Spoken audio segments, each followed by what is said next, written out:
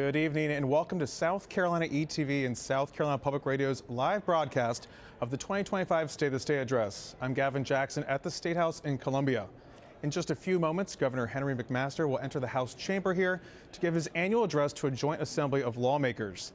This is McMaster's 8th State of the State Address, and it comes on the same day he becomes the state's longest-serving governor.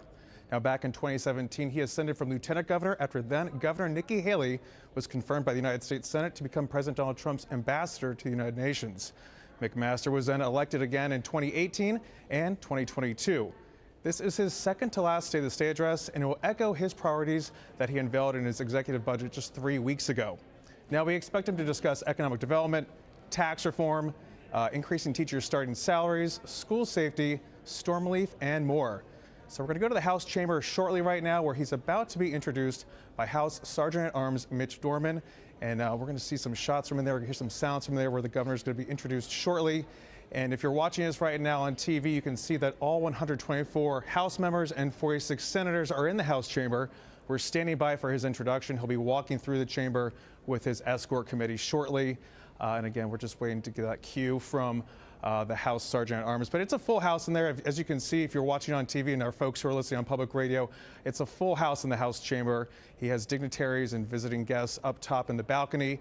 And like we said, all 124 House members and 46 senators are always invited to this event that happens every year. So this is the governor's 8th address, again, his second to last, and he's about to be introduced in the House chamber.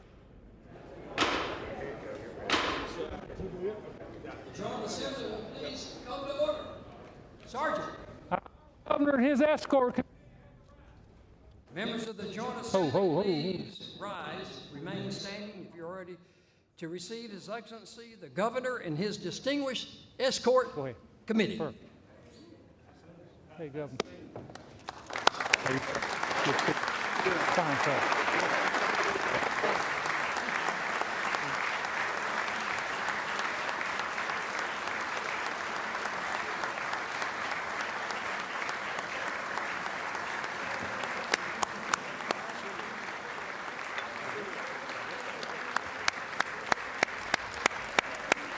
All right, so folks listening on South Carolina Public Radio hear a lot of applause, and maybe we can turn that down a little bit.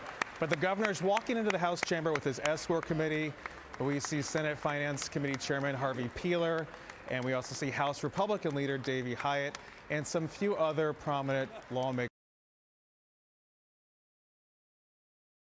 This is his second to last address. He's given 8 so far, right? So this is him marking his longest time serving as governor in our state's history. Of course, like we said earlier, he ascended back in 2017. Right here in this chamber, he was sworn in because then Governor Nikki Haley was confirmed by the U.S. Senate to be the United Nations ambassador. So the governor's gave a speech for about 45 minutes. This is his chance to really impress upon lawmakers what his priorities are for the year, which, you know, sometimes they do enact a lot of those. He's had a really great relationship working with the supermajorities now in both the House and Senate chamber. Again, we saw the Senate pick up some more seats this past election cycle in 2024, the Senate too. And the Senate now has 34 Republicans. They have a supermajority in that chamber. And of course, you know, sometimes it's hard to get a lot of personalities in line, but we've seen the governor really work together with a lot of the Republicans in both chambers to get his priorities passed into law, which is something that we haven't seen from some of his predecessors. But he's on the dais there in the House chamber. He's about to be introduced by Senate President Thomas Alexander. And if you're watching, you also see House Speaker Merle Smith. They're both donning their purple robes, one of the perks of being a chamber leader up there, as they all like to say. But there's a little small talk going on right there in the House chamber, and Senate President Thomas Alexander is about to introduce the governor to the chamber, where, again, all 124 House members and 46 senators are, and of course, a lot of dignitaries up in the balcony. So this is his time to really talk about different things. We expect him to talk about tax reform, cutting income taxes to 6% from 6.2%, also increasing starting teachers' salaries, the minimum to $50,000. That's been one of his goals, and he's going to try and get that done this year. Of course, this is something that the House Ways and Means Committee has to do. They craft the House budget. That's where it starts. They kind of see his budget as more of some guidelines, some priorities, but of course, the budget takes place in the House and then in the Senate and then gets to his desk. But we're about to start here with Senate President Thomas Alexander. Please be seated. Please be seated.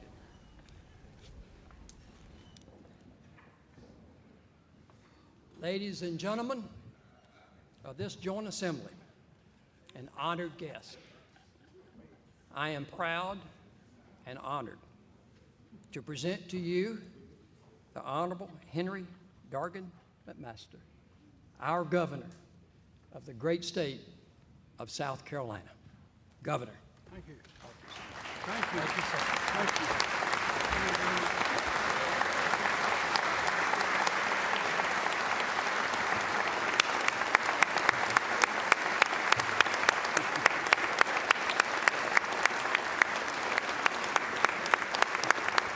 Be seated, please.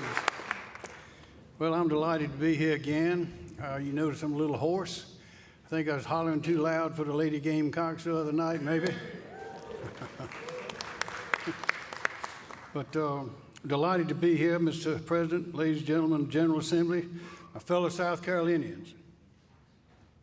We are here tonight to address successes, challenges, and opportunities. But first, as in prior years, I'd like to recognize those in uniform whom we lost in the line of duty in the last year, in 2024. And I'll call their names. Firefighter Michael Douglas Vinson of Lawrence County Fire Department and the Clinton Fire Department. Officer First Class Mark Reynolds of the South Carolina State Transport Police. Chief Chad Satcher of the Circle Fire Department. Firefighter Landon Cale Body of the Circle Fire Department. K-9 Agent Koba with the State Law Enforcement Division. K-9 Deputy Mika with the Lee County Sheriff's Office. K-9 Deputy Boomy with the Richland County Sheriff's Department. K-9 Deputy Kodak with the Richland County Sheriff's Department. And K-9 Deputy Wick with the Richland County Sheriff's Department.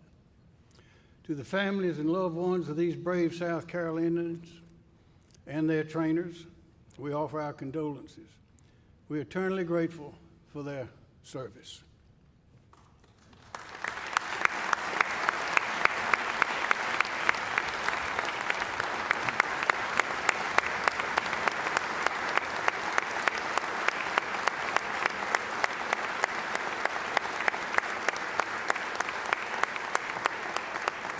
I'm delighted to have with us once again tonight our First Lady, my favorite bride and wife, Peggy Jean, our son Henry Jr. and his wife Virginia, our 2-year-old granddaughter Margot May Gray is at home, also our daughter Mary Rogers, her husband Sam Herskovitz, and our 2.5-year-old grandson James Dargan and 4-month-old granddaughter Lucille DeBose.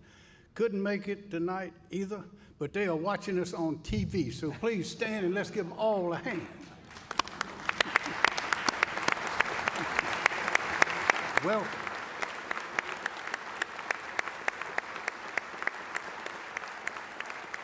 Thank you. Also, our Lieutenant Governor Pamela Evett and her husband David are here tonight, and our state constitutional office holders. Will you all please stand and be recognized?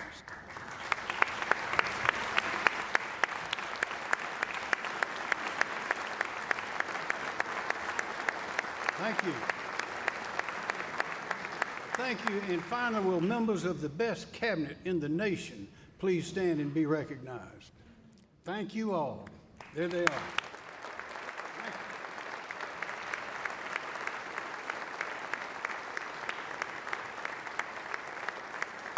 And I'd like to say as I start that being selected by the people of this state to serve you, the people who know me the best, is among the highest honors that there is, and I thank you for that, for this opportunity. Thank you. I want to tell you a little bit about South Carolina. If you're not interested in history, I urge you to pick up this book. It's written by Dr. Walter Edgar. It's got a lot in it. If you think you might not be very interested in history, pick it up and look through it, and you will find something about you or your family or something much relevant to your life in this book. We ought to all know the history of our state because it has made us great.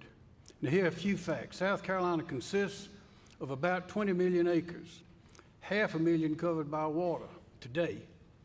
About 2.3 million acres are developed, and about 3.1 million are protected. We have over 22,000 farms, over 8 million acres of forest land, over 5.3 million people, of which over 860,000 are K-12 students, over 188,000 businesses, a major port, a temperate climate, mostly nuclear power, and occasional hurricanes. So the question is, how are we doing? We're doing great, but we got work to do in a number of places. We got some decisions to make. About our economy, our South Carolina economy is booming once again, and it's created a large budget surplus this year, totaling over $1.8 billion in unexpected revenue. It was no surprise that 2024 was once again successful for us in economic growth and investment. In fact, 2024 was the third best in state history, with $8.2 billion in capital investment and 5,500 new jobs announced. This followed the second best year in 2023 and the very best in 2022. Because of our unmatched workforce and business-friendly policies, companies already located in South Carolina reinvested in our state with over $5.3 billion in announced capital investment through expansion projects in 2024.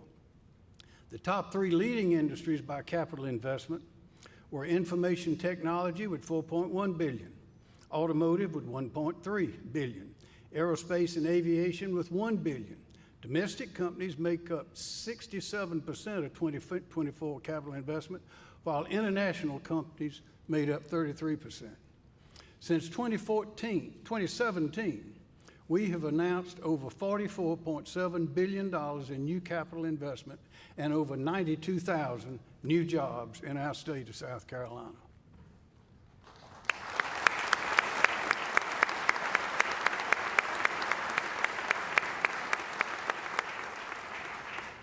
I'd like to recognize several of the businesses which announced their confidence in our people by investing that capital in 2024. If the leaders will stand as I name your company, stand when I name your company, and we will respond when you are all standing. In Spartanburg County, AFL, which has called South Carolina home for 40 years, they will expand its existing fiber optics facilities to create an additional 150 jobs with a $155 million investment. Welcome Mr. Jackson Lang, Chief Executive Officer. If you will stand, but hold your applause till the end. Charleston County, Boeing is investing $1 billion, another $1 billion, in infrastructure upgrades and will create 500 new jobs. Welcome Ms. Erin Fisher, Head of Global Engagement. In Greenville County, Enesys is growing its presence in the state by investing $500 million for a lithium-ion cell gigafactory that will create 500 new jobs. Please welcome Mr. Sam Sheeroff, Senior Director of Global Sustainability. In the Low Country, Google will grow its South Carolina footprint by establishing 2 new data center campuses in Dorchester County and expanding its existing data center campus in Berkeley County. This combined investment of $3.3 billion will create 200 new jobs. Welcome Mr. Edie Walters, Data Center Operations Manager. In Spartanburg County, Keurig, Dr. Pepper, a leading producer of hot and cold beverages, will continue to grow its operations with a $141 million investment and 84 new jobs. Please welcome Mr. Chuck Hollingsworth, Director of Engineering and Operations.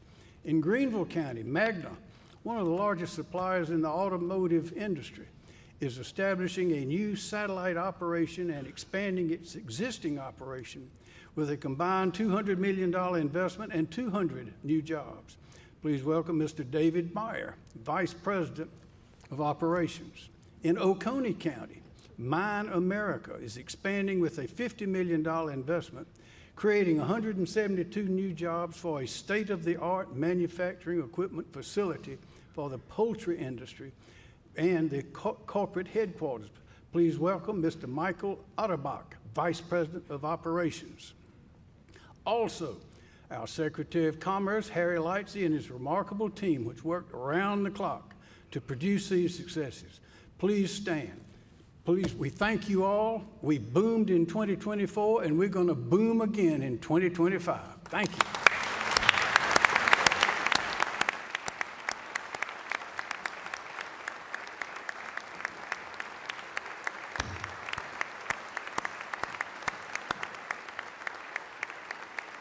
Thank you.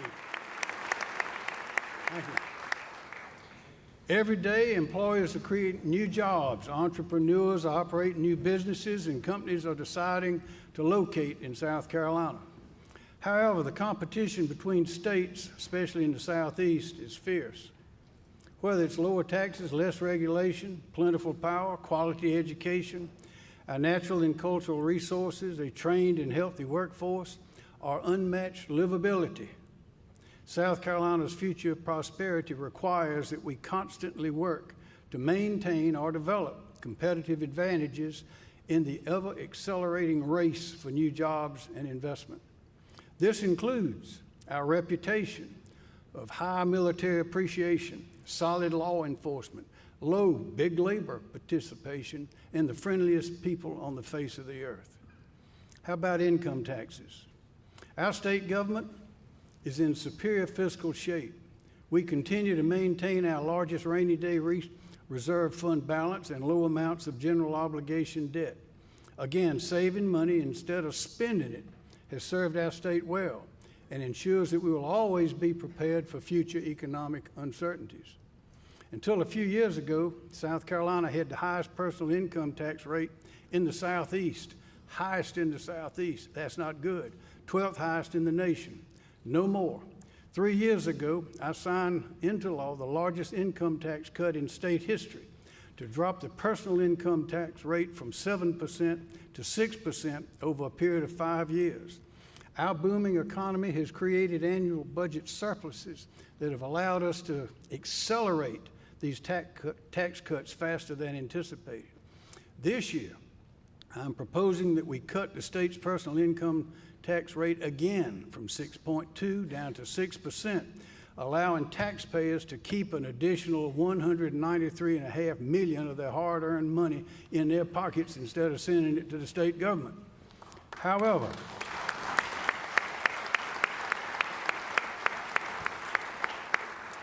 we should not stop at 6%. As I say, competition is fierce.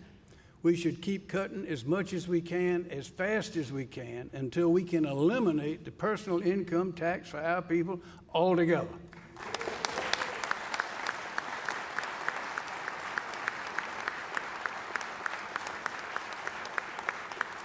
Mr. Speaker, Mr. President, this is what the people want, and ladies and gentlemen, that's what we're going to give them.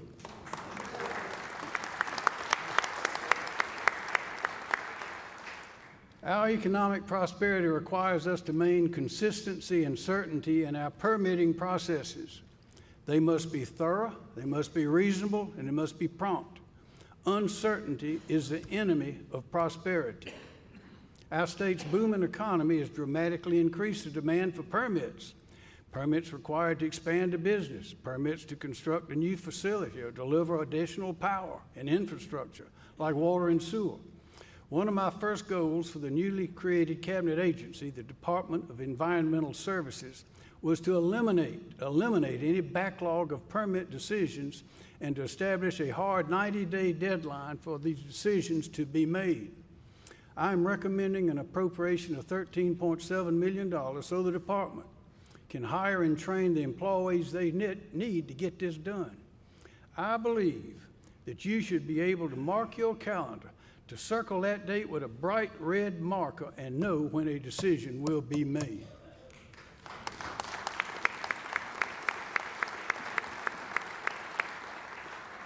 How about our laws and regulations in labor? Our state laws and regulations are designed to protect the public, but also to ensure that individuals have the freedom to pursue their chosen careers without undue interference. Over the years, the General Assembly has created over 42 different professional and occupational licensing boards run by 350 appointed board members who license and regulate over 500,000 South Carolinians in the workplace. They oversee accountants, architects, barbers, builders, cosmologists, chiropractors, contractors, doctors, dentists, nurses, morticians, optometrists, pharmacists, realtors, social workers, just to name a few, and we're just up to the S's. Each year, the licensing of these professions seems to become more and more complicated and burdened. I agree with you, my colleagues, that it's time we pause, review the laws that created these boards along with their statutory requirements, and determine whether they're necessary, effective, and balanced. How about tort reform? For future economic prosperity, it is required that our state's civil justice system allows fair and prompt enforcement of our laws and proper redress of injury. This should not stifle creation and economic growth of jobs. Yet the application of our current legal framework and rules are increasingly making South Carolina what? Less competitive. The rules on joint and several liability have introduced an element of uncertainty, and uncertainty is the enemy of prosperity. Ask anybody in the room. Individuals and businesses, both large and small, are becoming unduly penalized for the actions of others, too often through crippling financial judgments and skyrocketing insurance premiums. I ask you, the General Assembly, to find a common sense solution, one that will provide accountability, certainty, and just compensation, but without damaging our economy, and one that I can sign into the law the moment it reaches my desk. Let's do that. 2 years ago, it became clear that we have a mental health crisis in South Carolina. What wasn't clear was how bad it was. As a result, I propose that we initiate and fund an immediate review of the state's behavioral health funding and delivery system. The analysis confirmed what many of us feared, only much worse. South Carolina, it was determined, has the most fragmented and siloed health and human service delivery system in the nation. Lowest in the nation, the lowest ranking. This causes unnecessary suffering of our people. Our people with physical disabilities, special needs, and mental health issues seeking assistance must navigate through a confusing landscape of offices, agencies, and officials as they seek help for a loved one or a dependent or even themselves. We learned that 77% of our state's young people with major depressive episodes do not receive mental health treatment. Suicides have become the routine and not the exception. Our communities have a growing number of homeless people, many of whom have untreated mental, physical, or substance addiction problems. They fall through the cracks. They fall through the cracks of a system that does not coordinate, communicate, or collaborate. We must fix this. I am certain that everyone in this room has a family member, a close friend, or someone they love who is experiencing these problems right now. Right now.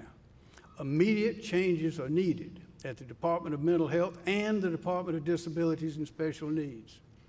They are run by a board of commissioners who are accountable to no one, and it is virtually impossible for a governor to remove them. And we know if everyone is charged, then no one is in charge. South Carolinians should be able to hold one person, their governor, accountable for the actions of the Department of Mental Health and the Department of Disabilities and Special Needs. That's not the way it is now. That was the notion that fueled Governor Carroll Campbell's successful effort to begin the restructuring of state government agencies in the early 1990s. This year, let's finish this job with the stroke of a pen by making the Department of Mental Health and the Department of Disabilities and Special Needs cabinet agencies that are directly and immediately accountable to the governor. And let this legislative session be the one remembered for the year that we finally moved this into the future for our people.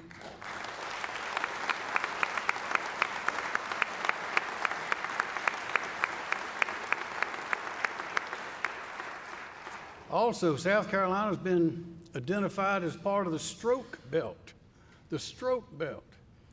with high stroke and dementia mortality rates. Current neurological care options in the state are limited. This forces our people to seek care outside of the state. What's this do? Delays early diagnosis and treatment, may extend hospital stays, and creates significant financial burdens. Today, we have a once-in-a-generation opportunity to create a world-class neurological facility for critical care procedures, rehabilitation services, and leading-edge research in the field of neurology. I propose that the General Assembly, you, provide funding to the Department of Health and Human Services for the construction of this new neurological hospital, which will house an 80-bed critical care unit and a 32-bed neurological rehabilitation unit, both operated by the University of South Carolina. How about our state health plan? It provides medical, vision, dental, and pharmacy insurance coverage for over 543,000 South Carolinians. School districts, teachers, and employees make up 41%. Government retirees make up 37%. State agency employees, including higher education, 21%, and local boards, 1%. This year will mark the 4th year in a row that the state health plan, administered by the Public Employee Benefit Authority, known as PEBA, has requested an additional $112 million to offset health care provider cost increases and to simply maintain existing insurance benefits. That's almost $500 million in 4 years. Ladies and gentlemen, that is not fiscally sustainable. If the General Assembly chooses to continue appropriating these funds, I recommend they require a new cost containment requirement. PEBA should be required to identify and propose cost-saving measures for the state health plan in order to slow the cost increases to a manageable level. How about power? The future depends on electric power. We know that our economic prosperity requires us to have abundant and affordable energy, and sometimes it's getting close, even now. We know that we will need more, and questions are how much and how will it be produced and how will it be transmitted. Our electric generation, distribution, and transmission capacity and capabilities must be able to handle enhanced future economic development, anticipated technological advances, and our population growth, because we are growing fast. We must vigorously explore the feasibility of technological advances related to energy production. Limitations and obstacles on the state's ability to receive and utilize natural gas must be removed immediately. We must prepare now for a future driven by nuclear power generation on scales both large and small. We must identify any modifications or additions to existing laws, regulations, policies, or procedures that may be necessary to meet these needs. 2 years ago, we created the Power SC Working Group. They began leading the effort to coordinate the state's energy stakeholders. Next came South Carolina Nexus, SC Nexus, for Advanced Resilient Energy Consortium, developed by our Department of Commerce. This is a collaboration, again, with our research universities, technical colleges, state agencies, the Savannah River National Lab, economic development nonprofits, and private businesses. Then, we won the U.S. Department of Commerce's Economic Development Administration's coveted designation as one of the 12 regional technology and innovation hubs in the whole country. There were 400 applications from the 50 states. We were one of 12, and we won it. That qualifies us for federal research grant funding valued between $40 and $70 million annually. What did we focus on? What were we going to study?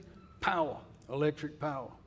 Last week, Santee Cooper began the process of gauging the feasibility of and the interest in restarting the construction of 2 abandoned nuclear reactors at the V.C. Summer Nuclear Station.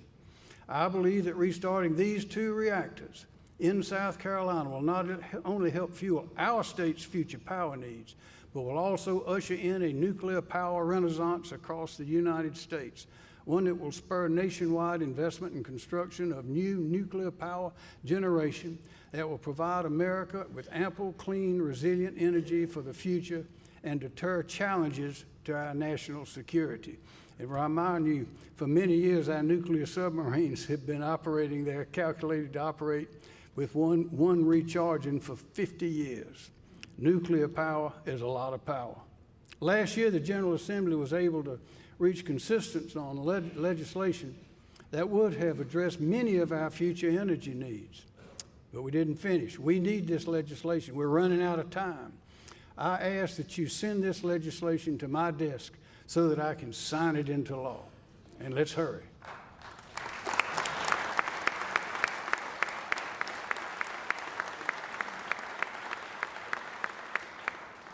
Again, our state's roads, bridges, highways, and interstates are the arteries of our prosperity.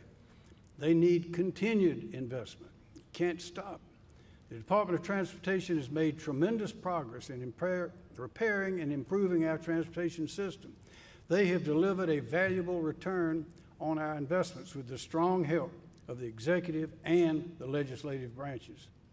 For instance, in 2017, there were just $2.7 billion in road construction projects underway in our state. Today, we have $6.5 billion in projects happening in all 46 counties, and there's more work to be done. Our bridges are aging. The Department of Transportation reports that around 2,400 of our 8,400 bridges are at a point of replacement or major repair. Without continued acceleration of investment, that number will swell to 3,900 in 10 years. To that end, I'm recommending to you an additional $100 million be appropriated to the Department of Transportation to continue accelerating bridge construction across our state. This brings us to disaster relief. Everyone here will recall that before sunrise on Friday, September 27, 2024, Hurricane Helene struck South Carolina. It is tragically the deadliest storm to ever hit our state, with 49 confirmed deaths, which surpassed Hurricane Hugo, which had 35 confirmed deaths, tragically. The damage from Helene was devastating. At least 6,300 homes were damaged. It spawned 21 tornadoes. Our agribusiness industry suffered at least $621 million in damages. They always underestimate. 912 roads and bridges were closed, and 10 bridges must be rebuilt, all due to that hurricane. At its peak, nearly 1.36 million customers in our state were without electricity, more than Florida and Georgia combined. Trees and utility lines were snarled together, blocking roads and bridges, creating dangerous and deadly entanglements that are danger to get close to them, making it impossible to quickly clear the roads, repair damage to property, and get the power back on. But our team responded magnificently, and joining us here tonight are a few of the men and women who worked then, day and night, some for weeks at a time, at dangerous heights, under dangerous conditions, and around deadly high-voltage electricity to get the power on. Linemen from Duke Energy, Dominion Energy, Santee Cooper, and from the local electric cooperatives, Aiken, Broad River, Blue Ridge, Coastal, Fairfield, Lawrence, Little River, Mid-Carolina, Newberry, and York. I ask that you please stand and be recognized.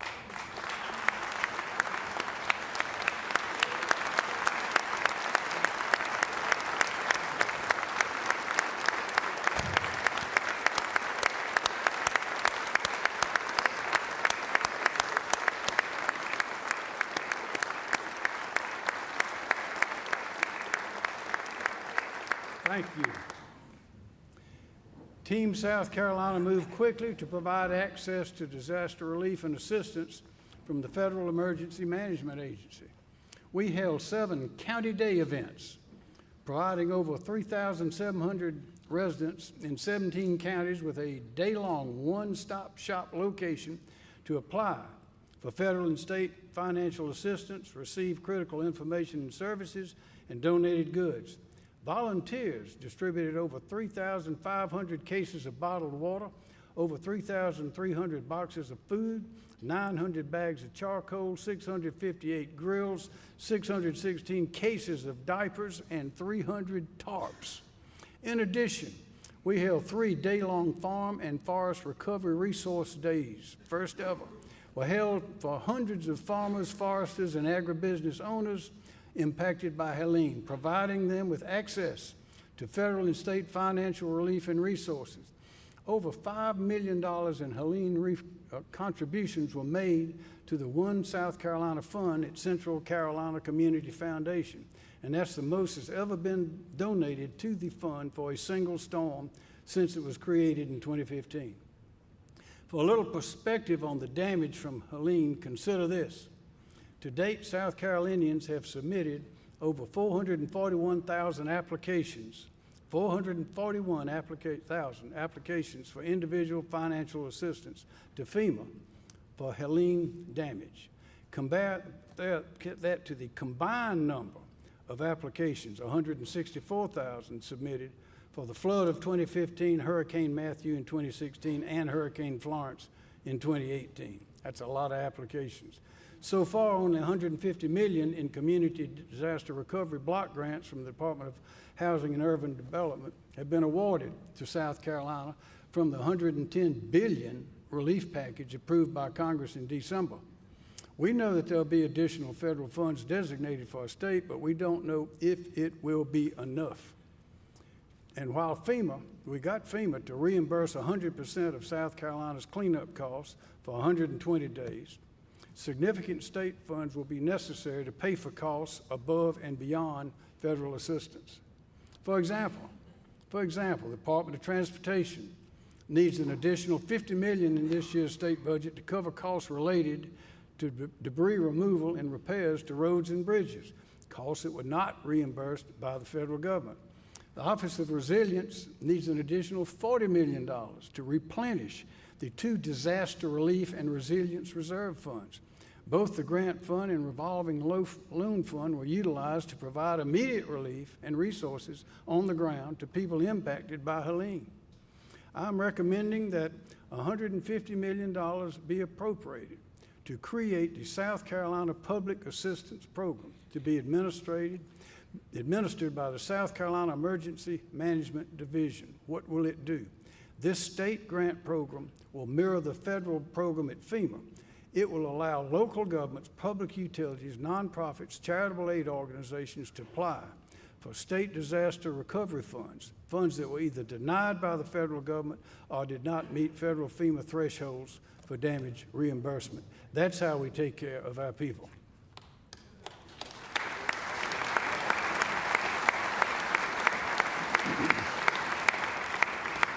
Educating our children is the most important thing we do. I'll say it again. Educating our children is the most important thing to do. Our future prosperity requires that we continue the progress we have made, remarkable progress in raising teacher pay.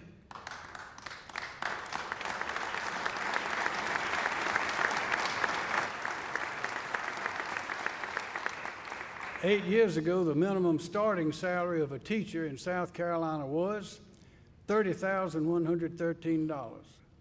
And the average teacher salary was well below the Southeastern average. I propose that we begin raising the minimum starting teacher salary as much as possible each year with a goal of raising it to at least $50,000 by 2026. Today, the minimum starting salary in South Carolina is $47,000, and the average teacher salary now exceeds the Southeastern average.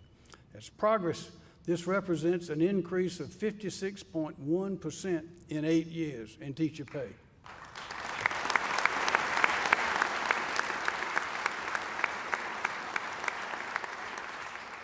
South Carolina's minimum starting teacher salary is now higher than both Georgia and North Carolina. Higher than both Georgia and North Carolina. But will that keep and attract the best and brightest teachers? That is why I ask you tonight to raise our minimum starting teacher salary to $50,000 this year, not next year. In this race for the future, we must be the fastest if we're going to win.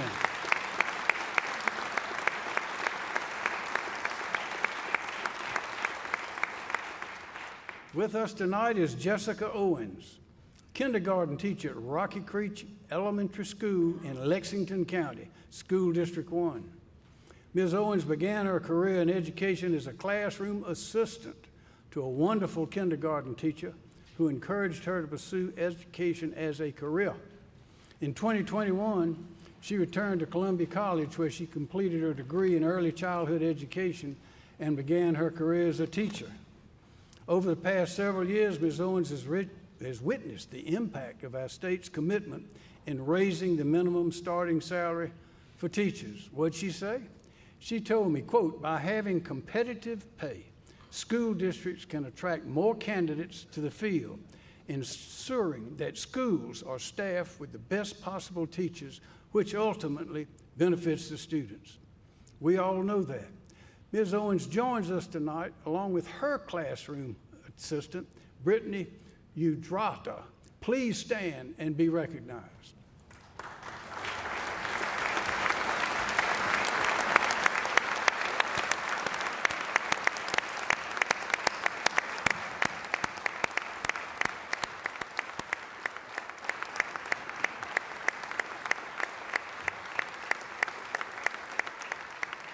Thank you.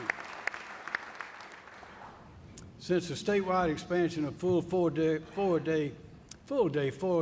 kindergarten program in school year 2022, enrollment in the program in public schools, private child care centers, and private schools has increased significantly. Today, over 18,000 students are enrolled in the program. The Office of First Steps anticipates a 7% increase in the number of children from low-income households that will enroll in the program in the next school year. I am proposing that we continue making additional investments in our highly successful 4K programs. The data has shown that a child from a low-income household enrolled in a state-funded, full-day 4K program is more likely to possess the skills to learn than their peers who do not participate. We must do that. This brings us to school choice. This week is National School Choice Week. I ask that the General Assembly send to my desk as soon as possible a new education scholarship trust fund bill, one that addresses last year's state Supreme Court decision. Parents, not school attendance lines, should determine the education that best suits their child's unique needs.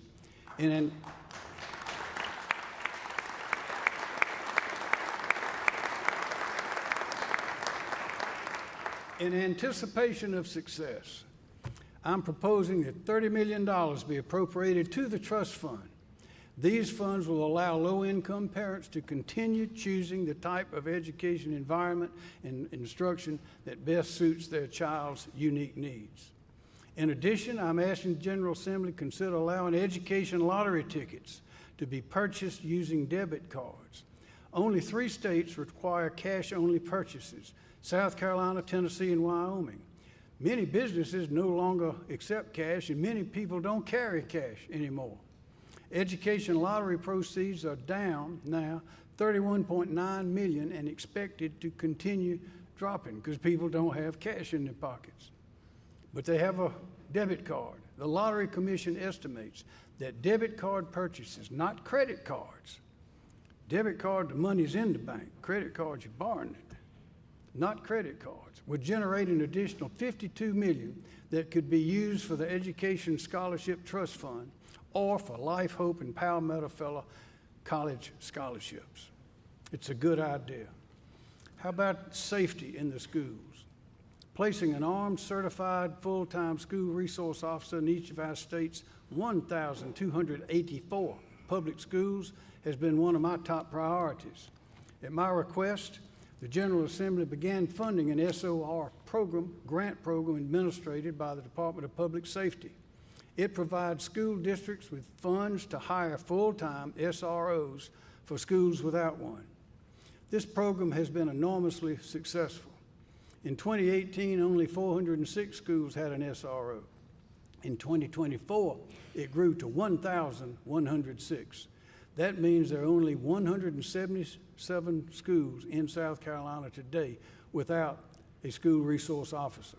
I asked the General Assembly, let's finish this job.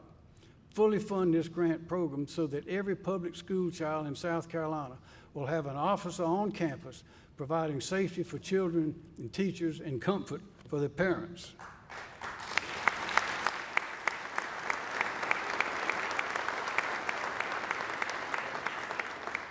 There are a lot of ways to do things, ladies and gentlemen. There are a lot of ways to get to from where you live to Pawleys Island, or get to Edisto Beach, or get to the river, or get to Jocassee. But there's only one way for a child to get through to prosperity, and that is going through that schoolhouse door. We've got to get them in those schools, and they have to be safe. Our future prosperity requires that our colleges, universities, and technical colleges be accessible and affordable to all, that our institutions of higher education produce a trained and skilled workforce, one that allows us to win jobs and investment in the future.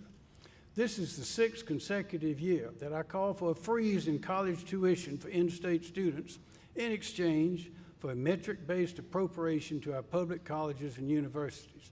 And for the 4th straight year, I seek $80 million so that every South Carolinian who qualifies for federal need-based financial aid as measured by the Pell Grants has sufficient financial assistance to attend any in-state public college, university, or technical college. Students at private, independent, and historically black institutions will receive an additional $20 million for tuition grants and assistance. I request $95 million in lottery funds for workforce industry needs scholarships through the South Carolina Technical College System. In the last 5 years, this very successful program has paid the full tuition and fees for over 40,000 South Carolinians at our technical colleges, where they earn post-secondary or industry credentials in high-demand careers like manufacturing, nursing, computer science, information technology, transportation, logistics, or construction. Because of our state's high demand for workforce skills, training, and knowledge, I renew my call for this General Assembly to fund and authorize a systemic review of our state's 33 public institutions of higher education.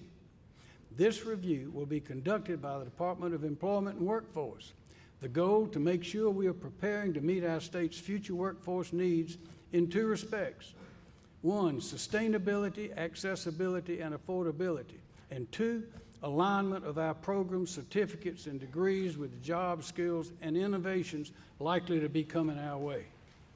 As for law enforcement, our future prosperity requires that we keep our communities safe. This means what? Funding the police and giving them the tools they need. Last year I told you that law enforcement needed help. They told us so. They needed a stronger law to keep illegal guns out of the hands of criminals and juveniles, which would help closing the revolving door. You acted. You acted. And on March 7, 2024, I signed into law graduated criminal penalties for illegal gun possession. I am pleased to report that in less than a year, according to SLED, there has been an 86% increase in the number of arrests using the new law. 2,412 arrests, up from 1,295. That is progress.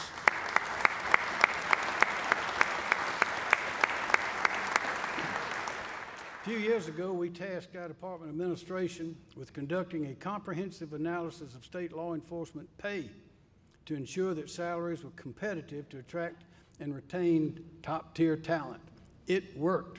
As a result, South Carolina's law enforcement officers have received substantial pay raises, some as high as 52% in the last 3 years. I propose that we continue investing in our safety by providing an additional $14.5 million for pay raises in the hiring of new law enforcement officers. I'm also again proposing a $2,000 state income tax credit for every active duty law enforcement officer, firefighter, first responder, and emergency medical technician employed by a public entity.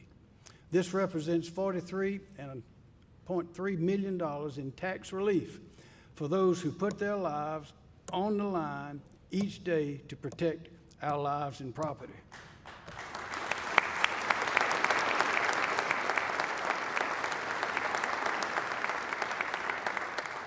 A lot of us get up in the morning and put on a tie and go to work. These people put on bulletproof vests, sometimes two. Imagine that. In addition, my executive budget recommends providing the Department of Corrections with a total of $43.2 million in new appropriations to expand cell phone and contraband interdiction, hire new corrections officers, increase medical and mental health services, and pay for deferred maintenance at our 21 prisons. And our Director of the Department of Corrections here tonight, I'd ask him please stand and be recognized. Brian Sterling.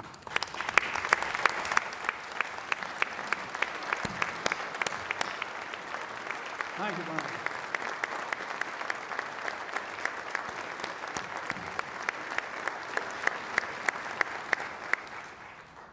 Animal fighting, especially dog fighting. Dog fighting is one of the cruelest criminal activities in our society. Law officers estimate that most of the people participating in this barbaric activity have long criminal records.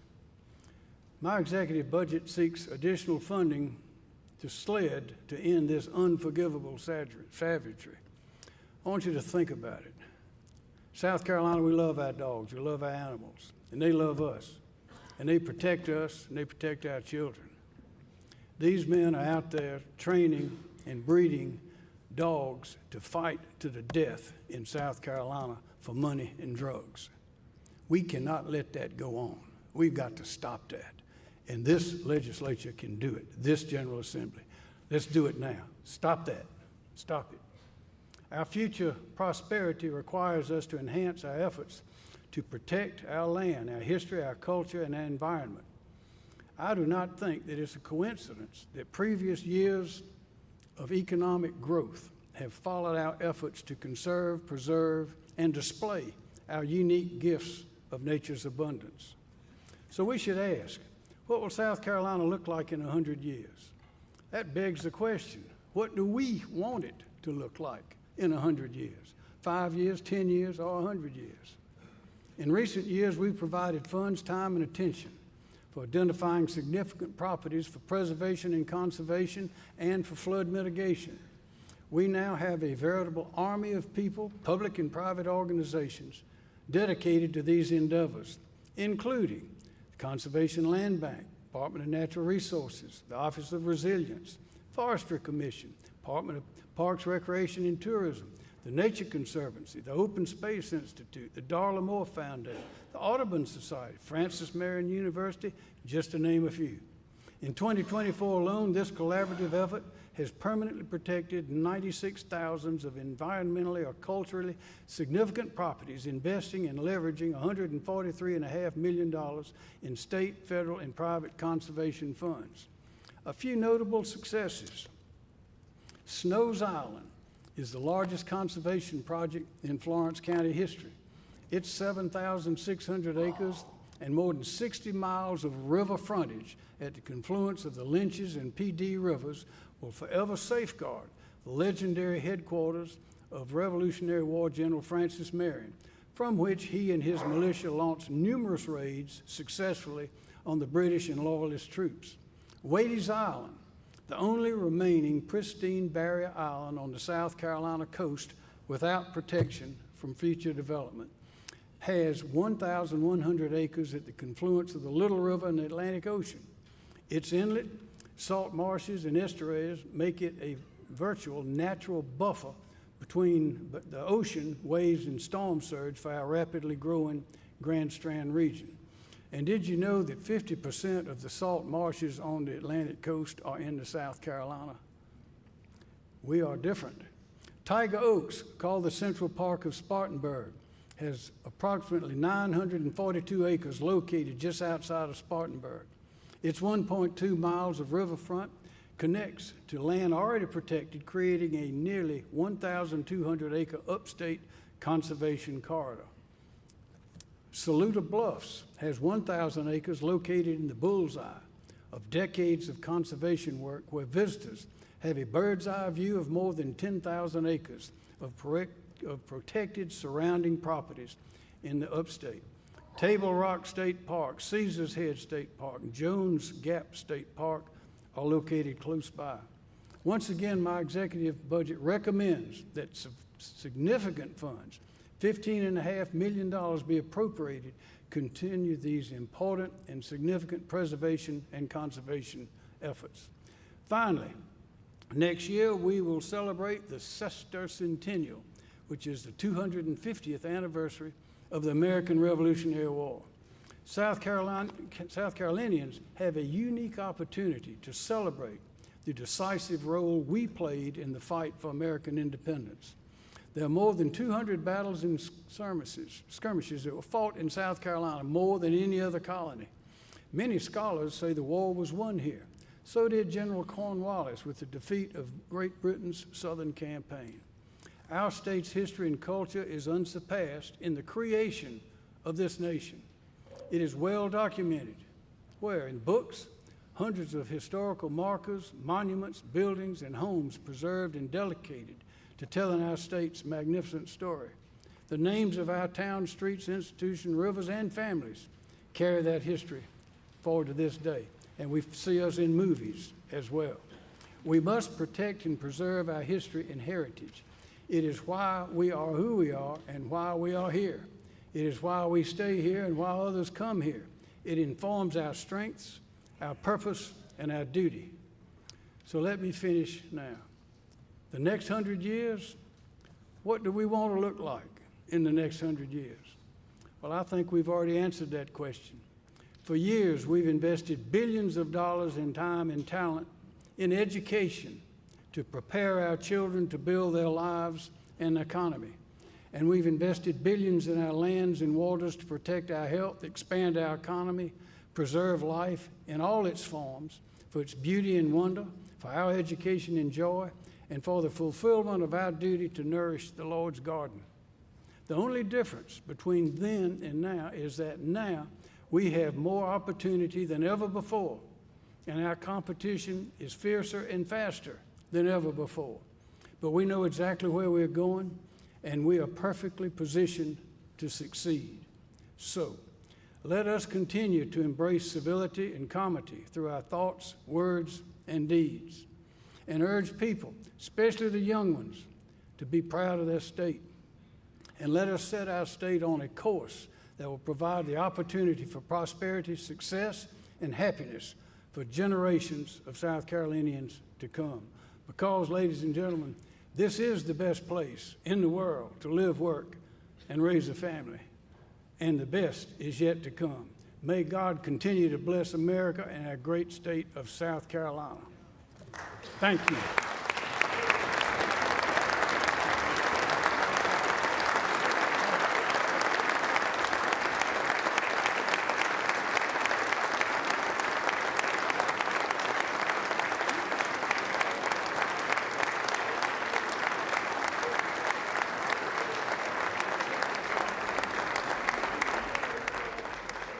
That was Governor Henry McMaster there giving his 8th State of the State address there before that joint assembly of lawmakers in the House chamber.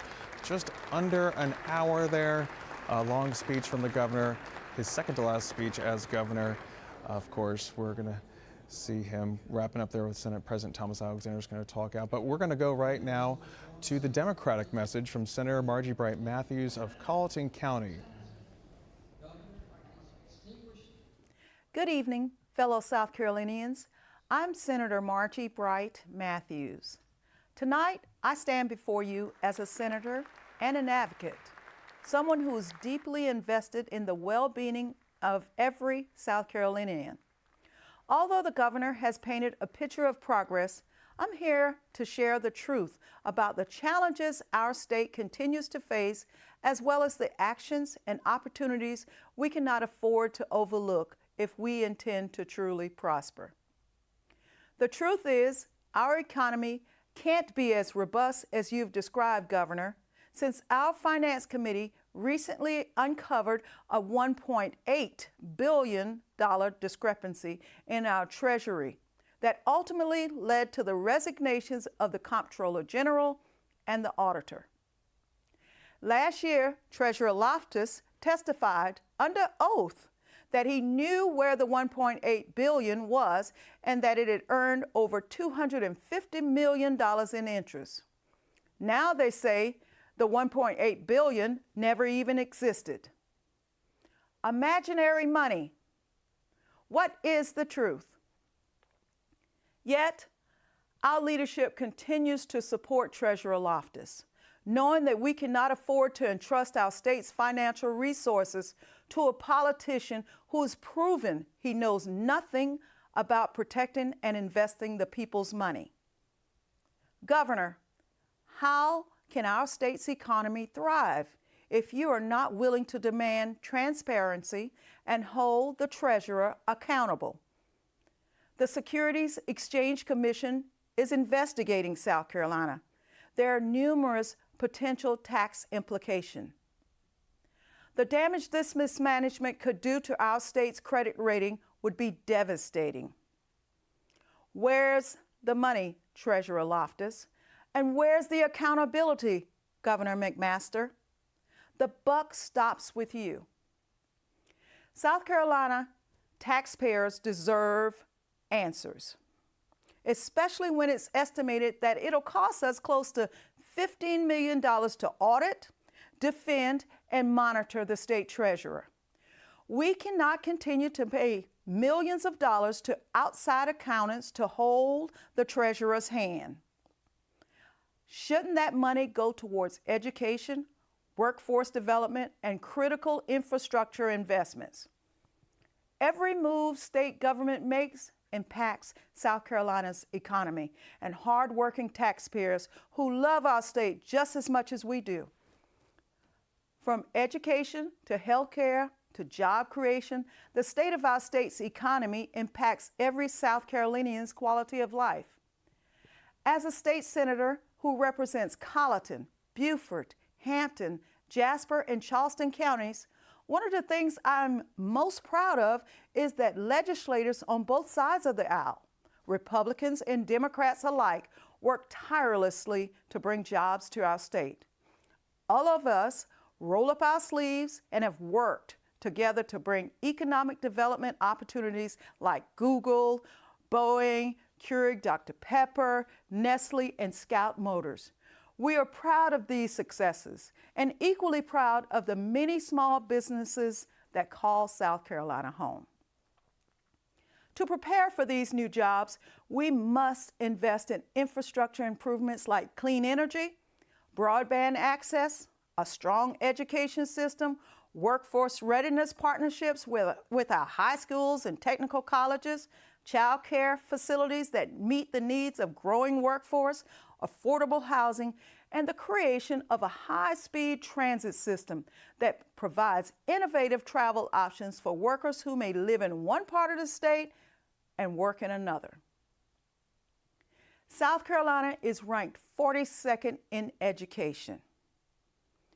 When we recruit new industries to our state, the first question they ask is, how are your schools performing on a national level?